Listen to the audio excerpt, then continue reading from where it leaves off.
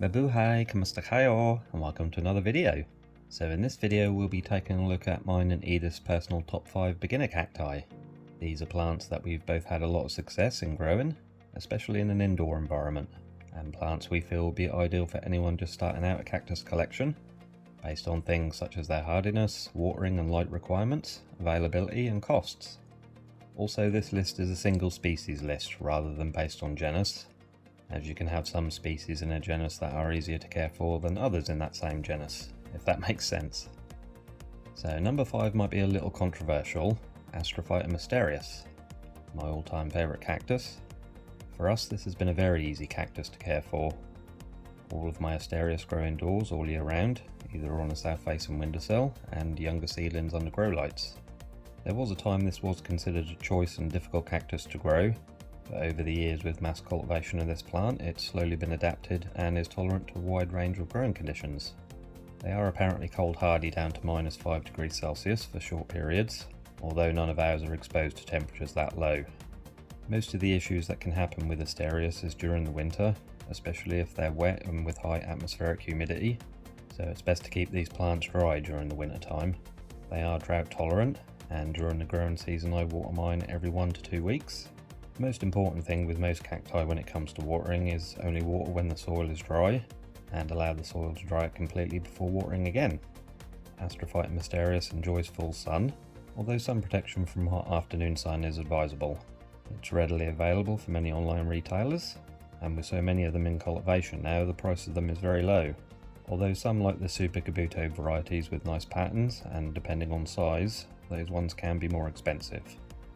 It blooms easily indoors as well, easy to pollinate the flowers provided you have 2 plants blooming at the same time to cross-pollinate, and produces a lot of viable seed. It's an easy cactus to grow from seed, and is my favourite cactus to grow from seed. Number 4 is Ferocactus latispinus, probably the best known of the Ferocacti, and if you only want one from this group, this is the one to choose. Again, another plant that has done well for me in an indoor environment on a south facing windowsill. The only difficult thing for me when it comes to this one is repotting it. It has pretty vicious spines and it's not a pleasant experience getting those hooked into your skin. Like most cacti, it is drought tolerant, but isn't as susceptible to rot as some other Ferocacti can be if overwatered. It's advisable not to expose it to temperatures lower than 5 degrees Celsius, and should be kept completely dry during the winter rest period. It does best in full sun, and lots of direct sunlight can really bring out the lovely red colour of those spines.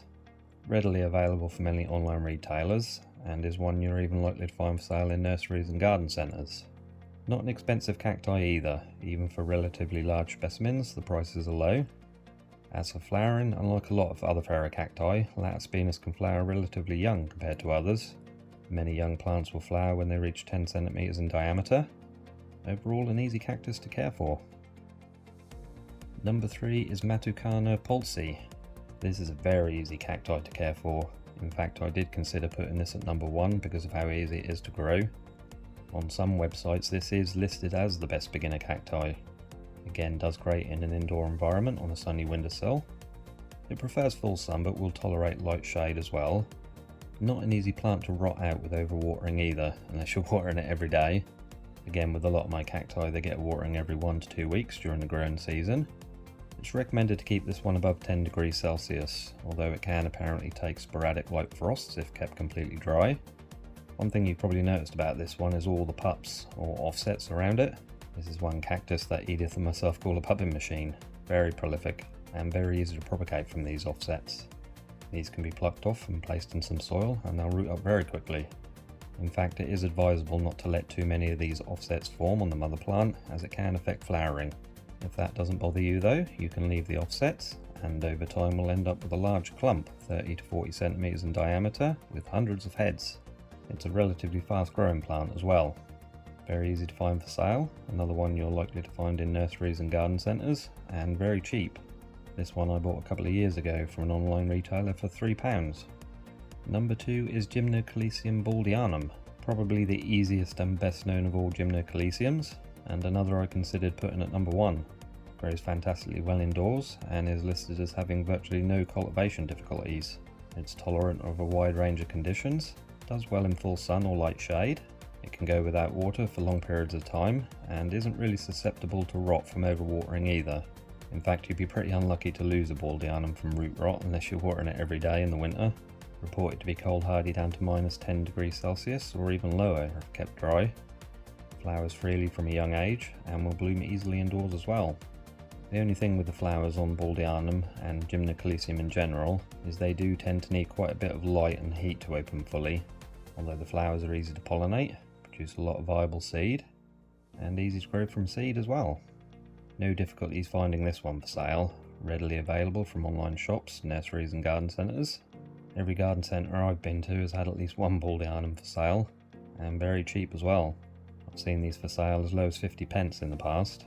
As I said, this came very close to being number one on this list, but the cactus that beats it, and it might not come as a surprise to many of you, is Echinopsis subdenudata, or the domino cactus or Easter lily cactus. This for me is without a doubt the easiest cactus to grow. Even if you've never looked after a cactus before, this is probably the best one you can start out with. It was one of the first cactus I ever bought, back when I only had about 5 plants in the collection. It does excellent indoors, tolerant of full sun or light shade. It can take a lot of water, and this cactus is one of only a few that I will give a drop of water to over the winter time. Reportedly hardy down to -7 degrees Celsius, but of course should be kept dry if they're exposed to temperatures that low. Flowers very easily and from a young age, and flowers just as good indoors as ones grown outside or in a greenhouse. This one has bloomed for me every year so far in the last 3 years that I've had it, sometimes twice in 1 year. The only sad thing is their flowers don't last long. They'll open at night and into the following morning, but come evening time they'll have wilted. As with a lot of Echinopsis, they're easy to pollinate if you're quick enough before the flowers are finished, and super easy to grow from seed. They're relatively fast growing, and they can offset but can also remain solitary. Definitely no problems with finding these for sale, they're everywhere, and very cheap, even for larger specimens or multi-headed clumps. As with the Gymnocalycium baldianum, I've seen subdenudata for sale as little as 50p each in the past. So that's our top 5 beginner cacti. Let us know in the comments if you agree with this list, or what your top 5 would be. Or if you have all these plants in your collection, let us know how you get on with growing them. I'll probably do a top 5 on the more difficult ones in the future as well. I do have some in the collection that could potentially die even if you looked at them the wrong way. So thank you all for watching, hope you enjoyed the video. If you did, please remember to like and comment, consider subscribing to the channel. Hit the notification bell as well so you know when I upload a new video. You all be safe and well, and I shall see you next time. Salamat po paalam. Bye for now.